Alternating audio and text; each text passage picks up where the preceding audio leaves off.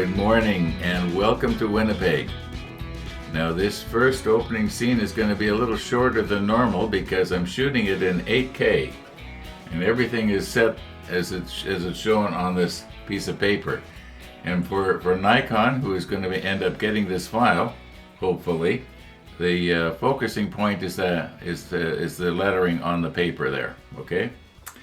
Yeah, I've been having a problem with my NRAW editing, color grading, and Nikon's going to try and help me out with it. So I think that maybe what we should do is, in order to get on with today's episode, is find out how it is we got to where we are. So let's roll back and see what happened yesterday afternoon and evening.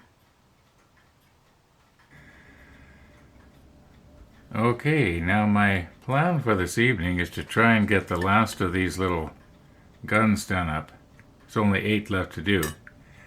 But before I go at it, if you remember when we left off yesterday's episode, we were having a problem trying to get those panels that are on the end to bend in at the folding line. I don't know. It was strange. It was stronger at the line than it was on either side of it.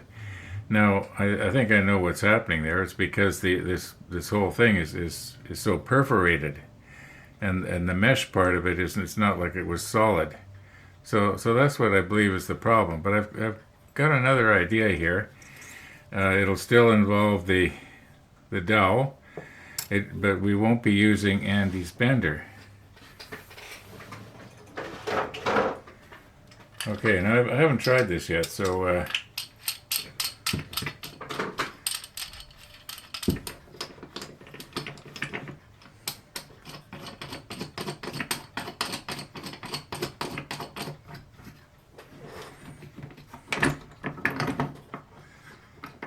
right, now, see, can you still see that? Oh yeah. Okay, so my thinking is, if I take the dowel, maybe if I do it this way, you'll be able to see it better. Take the dowel and put it in here. I don't know if I've mentioned that before, but this particular vise is not very well made. It looks great, but it's not smooth. It's like the machining is sort of dollar store quality. Anyway, now, what if, and I don't know, this may not work, but what if I was to take this and hold it in my fingers, and I could sort of, as I should really recompose here so that you can see. In other words, I would bend it with my fingers, and if I go slowly, I should be able to see which way it has to go, and adjust my fingers accordingly, and just bend it up. And as far as the problem with it not wanting to bend at the folding line, I've got another solution for that too. I don't know why I didn't think of it. And that is, I could take my Tamiya nippers here and just partially cut through the on the folding line so that it's a lot weaker. And then afterwards, I don't know, would I be able to do that nipping afterwards? I think maybe that might be a good idea. Then there's less chance of yeah. Just let me recompose and let's just try it on this smaller one here. If I can do it on the small one, for sure I can do it on the big one because I'll have a lot more leverage. Okay.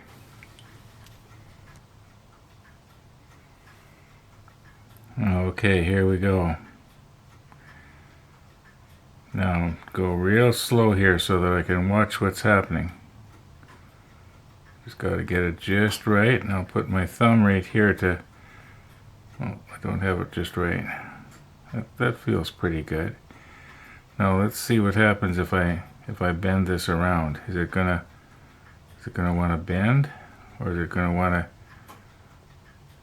to... it's not going straight though, is it?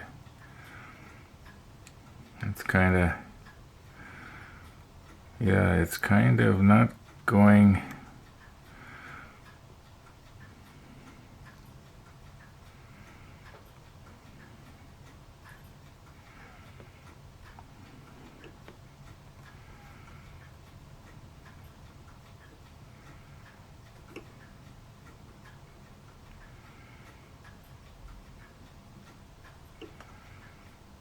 well, maybe I gotta get it a little bit more on this end that's closer to me here. Just fold it in.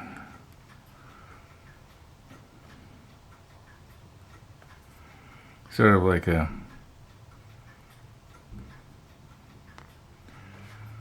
okay, how does that look?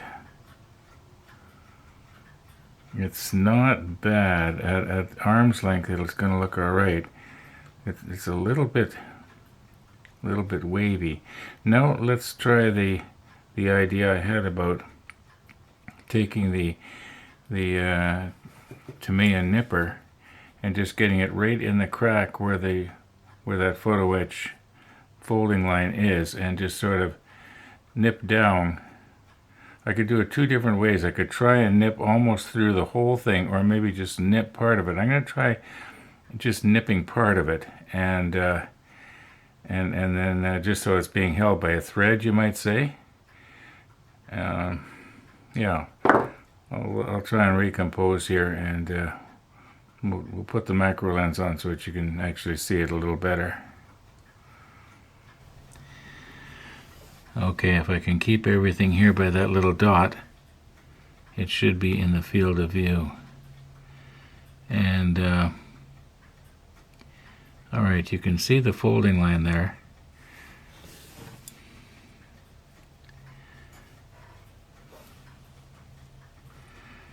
And if I can get the nipper just in the folding line.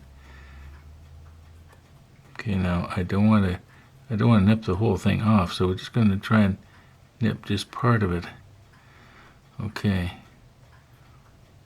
I think that'll be okay. Maybe I'm taking too much of a bite. Just gotta get the blade just down into the crack there.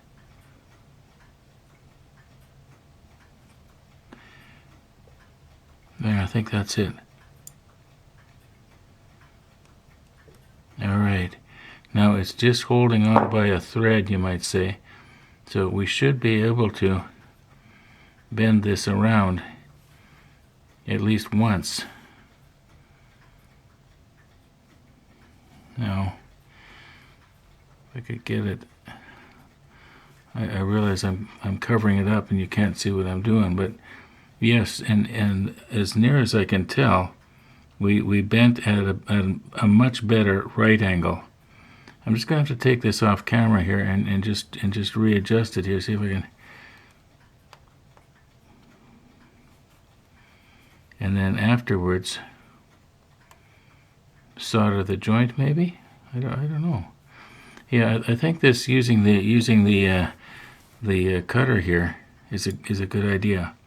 As long as I'm careful and don't go too far in and nip the whole thing right off, because, you know, I don't know.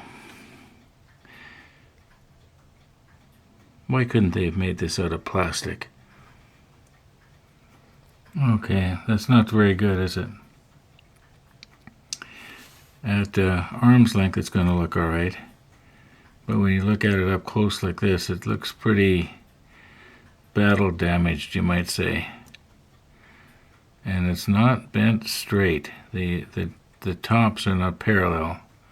This top here is not parallel with the other one. And because I nipped the second panel, probably about 75% of it is nipped away or nipped through, so it's not very strong.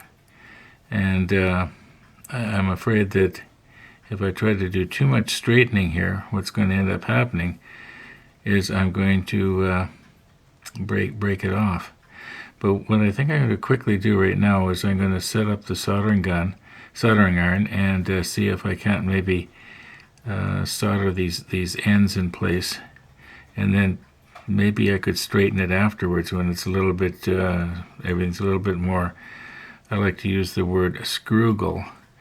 I think I mentioned this, but I can remember the first time I heard that word used.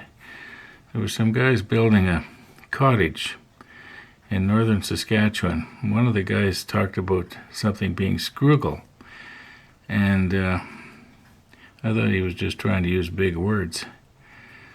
And maybe he was. But anyway. Okay, the self-locking tweezer, which is this one right here, is supposed to act as a heat sink. So that when I get one end soldered, the heat isn't going to transfer through and release it when I do the other end. And the idea is I can use the holder downer here to hold that in. Well, I'm sort of pushing it though, aren't I? Maybe I should see it. Whoops.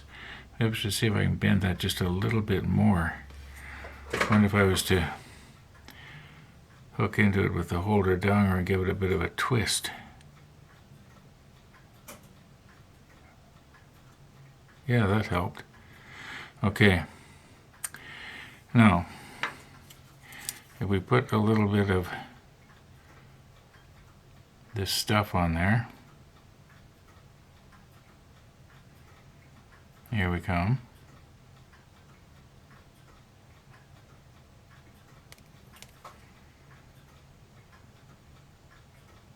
Probably going to end up plugging up my grate. Come on, stick on there. There we go. Now we'll do the other side.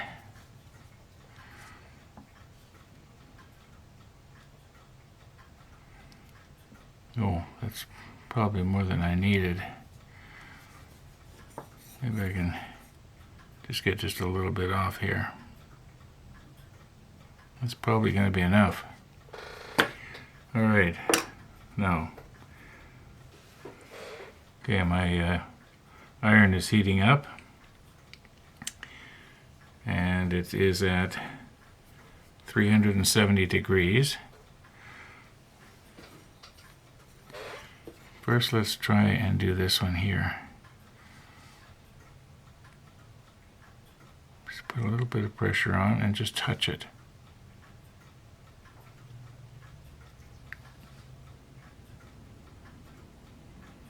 Now it should be strong.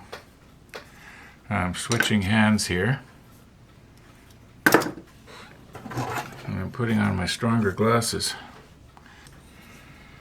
Okay. Getting myself all tangled up in the cord.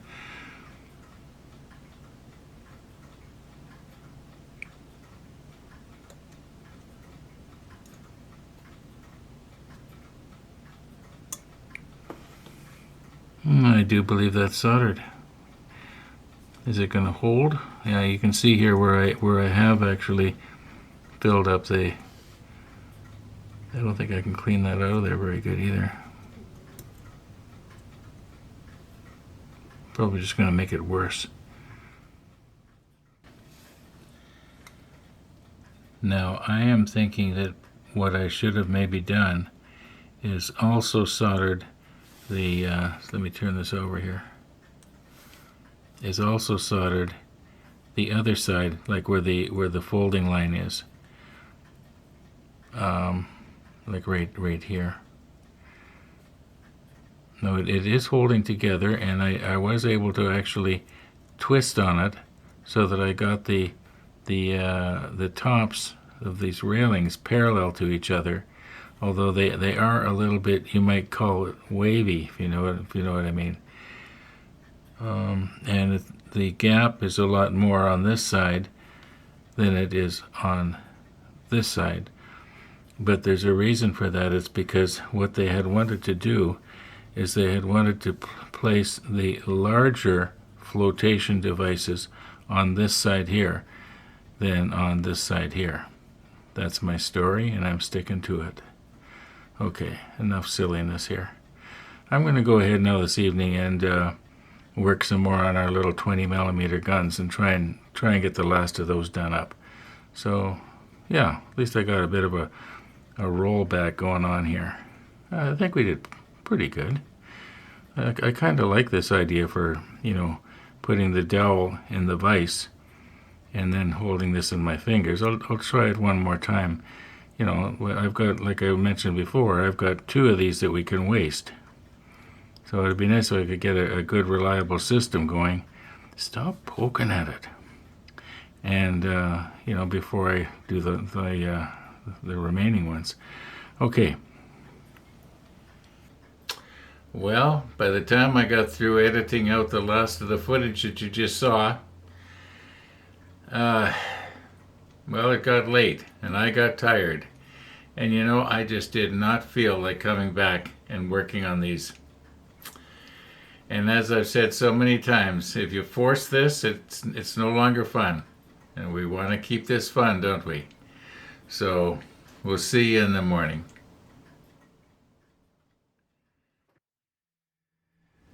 Okay, it is morning. And here's the plan, or maybe I should say plans. Okay, I got a comment from Aussie Frenchman. And in it he was talking about using a press. At least I think that's what he said. I think he was talking about it making an A and a B mold, and you would press your part, you form your part that way. And I knew what he was talking about because when I got up this morning, I had thought about, I wonder if I could use my drill press and a little piece of rubber and just sort of press down in the right place. And that's what I'm going to try here.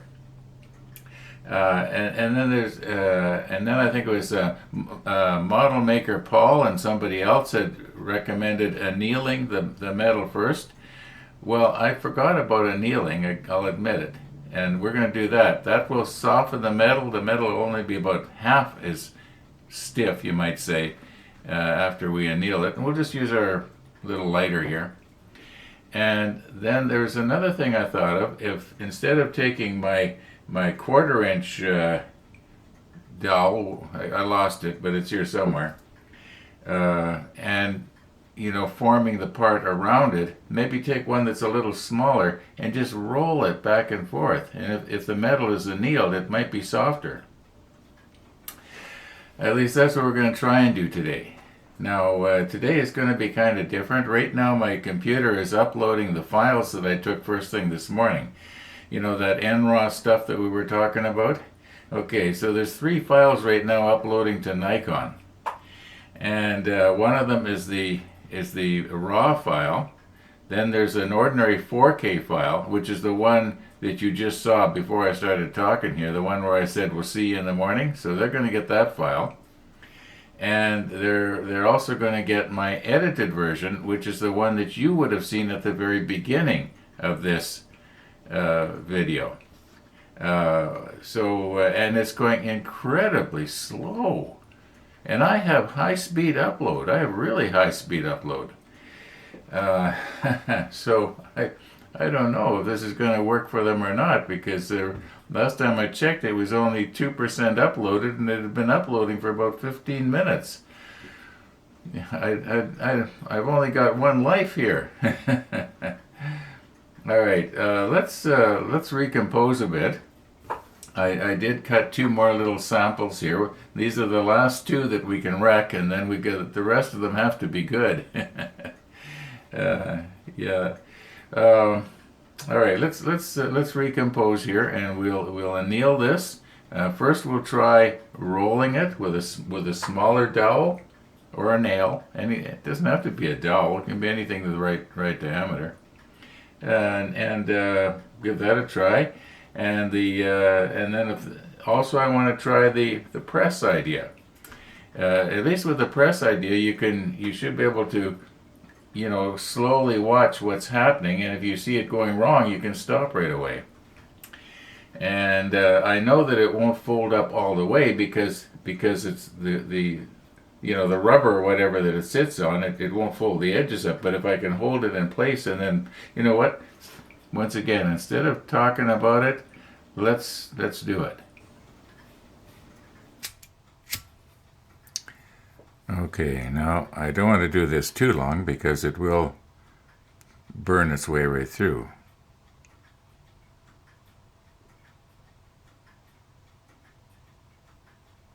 You see how it's all changed color there? Now, that doesn't matter because it's going to be painted anyway. And I don't think I've lost any of the details in the grading or anything. No, I may as well do the other one while I'm at it.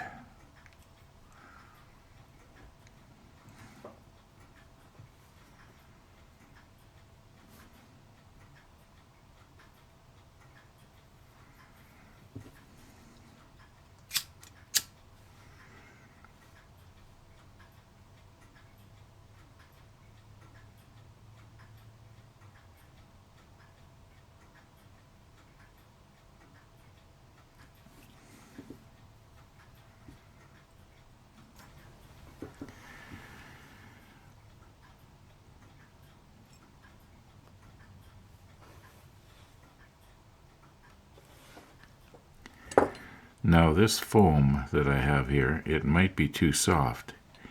This is the dowel we were using yesterday. I did find it.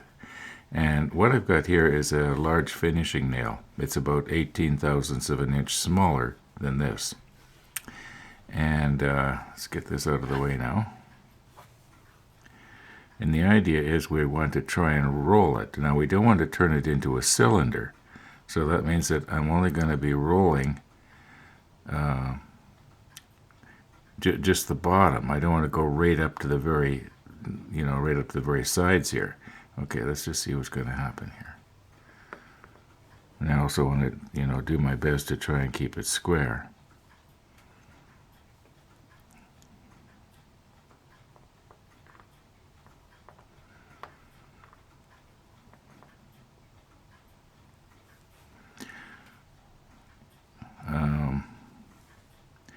I just realized I might be bending the little tabs on the end. No, they're not really bending. This just might work. This just might work. I might not get a chance to try my drill press idea because I might be so satisfied with this. Now, am I maybe making this too small? Should I be maybe using something larger? I didn't want to use my dowel because I didn't want to bend it. I wanted to keep it straight.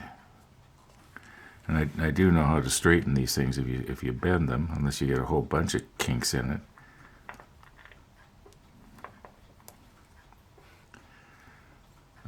Actually, that worked pretty good, didn't it? Yeah. Let's try the bigger one. I'll put the macro lens on. Now I was noticing afterwards, after I'd bent this one, that I had bent it the wrong way. I should have had the U going the other way, so that the folding lines would have been on the inside instead of the outside. But I think it's not going to make a huge difference. I don't think. Now, excuse my fingers here.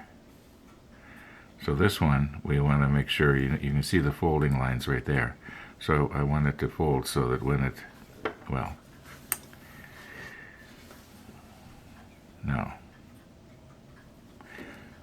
just flatten it out a little bit here. Try and get everything square. And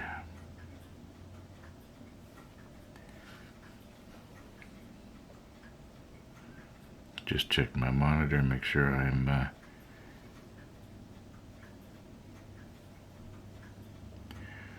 I'm not having to use too much pressure here, and if I'm worried about the U being too small, maybe I should use my dowel to start with here.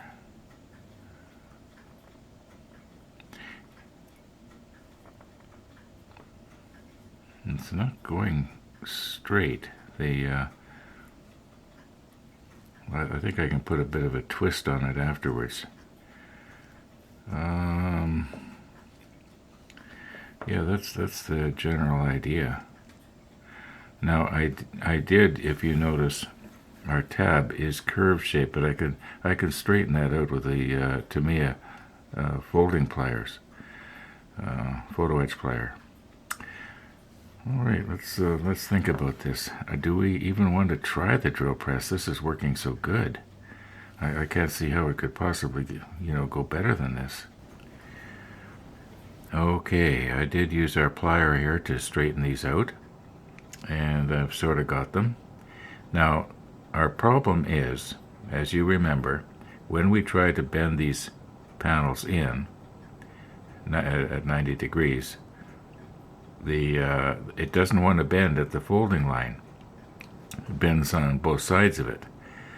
And I was wondering if, maybe if I was to take and see if I just check the monitor and make sure you're still in it. Okay. Now, what if I was to put my photo etch cutter just in there? You can see that the cutter is quite a bit narrower than the width of that slot. But what if I was just to put it in there like that and push down? What is going to happen here? Let's just come in at a different angle.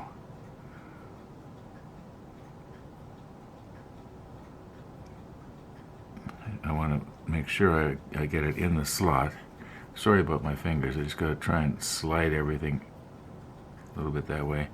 Now I'm just going to put a steady downward pressure and see what happens here. And it's not bending, is it? Well, I guess maybe our nipper idea. Where is it here? Okay, our nipper idea is probably the best. Just cut part way through it here. Well, I've got to remember that little dot is in the center of everything. There, I think I'm in the slot. And let's give it a whirl here.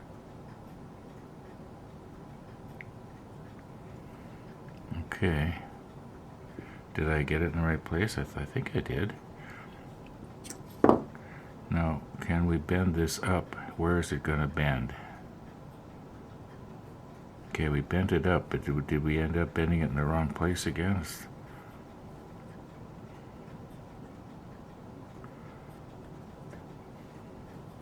See, this will be a lot easier for me to do. I'll get something I can push with here.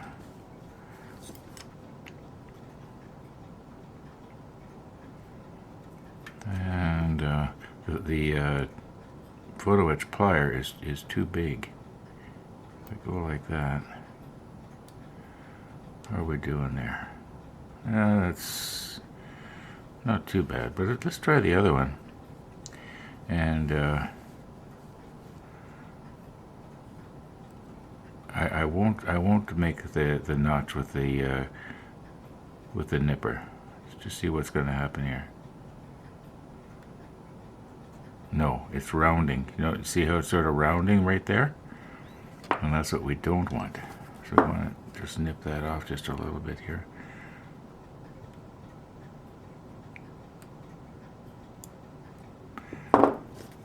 Try it again.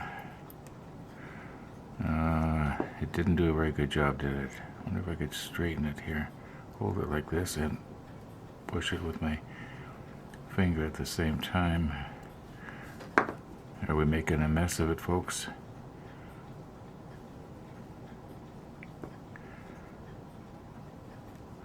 I think, well, this end went good. Okay, let's think about this. Okay, I've worked on it a little bit here, and I think I've got it, you might say, acceptable. I think I could probably, if I was to solder it together, you know, like this, it probably would look okay, especially at arm's length. But we've got about 30 more of these that we have to make. And I've got an idea to sort of speed things up a bit here for the annealing process. Yeah, I'll show you what I'm talking about. Okay, here's the plan. I don't like to be taking the plastic off of both sides of the photo etch fret. I've been calling it a sprue. I should have been calling it a fret. You know, because this does help to strengthen very, very delicate little parts like right here. But what I was thinking of, why could a person not, anneal it while it's attached to the fret? These pieces. There's three more, or two more sheets rather, like this. There's three altogether, and so that's where we're going to end up getting our 30 pieces. So I think what I could do, see, the heat will melt this plastic, but if I could sort of maybe cut a line along here, and okay, that I could maybe come back a little further, maybe take about half of it off. Well, I think what I'm going to do is I'm going to take my number 11 blade and just maybe take about half of this off. That will expose some of these pieces. Oh, you know what? These ones here, they don't really matter, because they were all those little pieces that we had to put on that were driving me crazy. I mean, you can hardly even see them, right? So we're not going to use those anyway. But I don't want to have anything happen to my ladders. Okay, let's think about what we're going to do here. Okay, here's a thought. How would it be if I was to peel this back very carefully and then put it back on afterwards? Sorry to be getting my hands in your way here. See, I don't want to get this thing kinked, because I want to be able to put it back on afterwards. Now, will it re-stick? I think it will. Got to be a more awkward way to do this.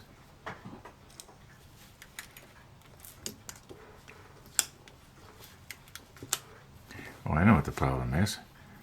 I've got it upside down for myself here. There we go.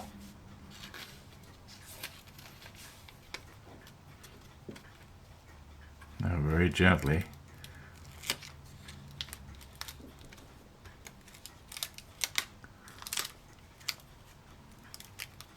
Everything seems to be staying in place there.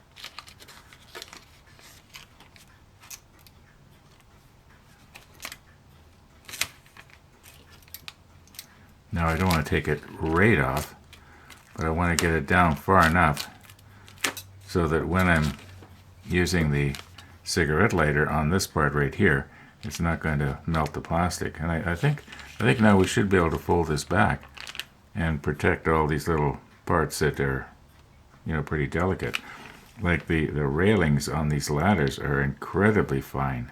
I think they're much finer than their railings were on the Bismarck. Okay. Now, what I should get is a Bunsen burner, like a little alcohol burner, and that way I could use both hands for something like this. So, don't want to burn my thumb here. Here we go.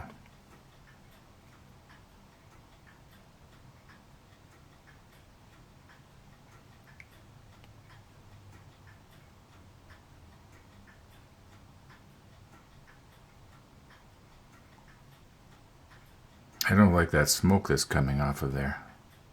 That means it's oh, it's getting hot.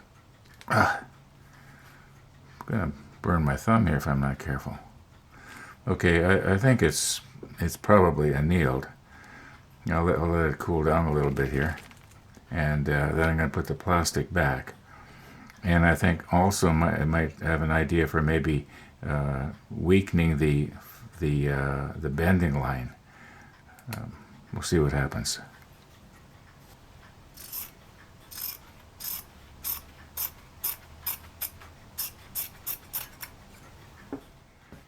I want to see if I can get that soot off of there. Now, I suppose possibly the ultrasonic cleaner might get it off, but I'm going to just try this microfiber cloth here. I think if I'm very careful and use some isopropyl alcohol, and what made me think about it is when I was handling this, I got it on my fingers there. Okay, this is isopropyl 99%.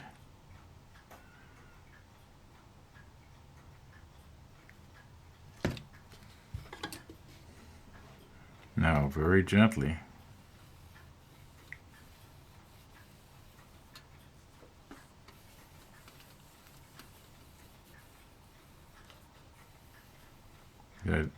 I think this microfiber cloth is fine meshed enough that it's not going to catch on anything here.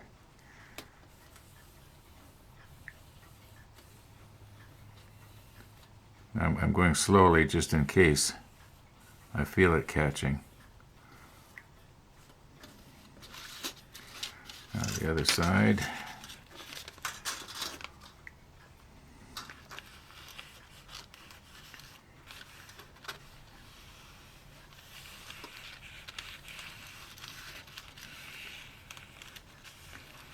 Because remember, this metal now has been annealed and it's going to be a lot softer, a lot more easily bent.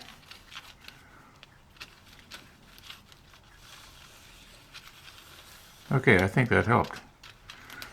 Now, what we're going to want to try and do now is put our plastic back.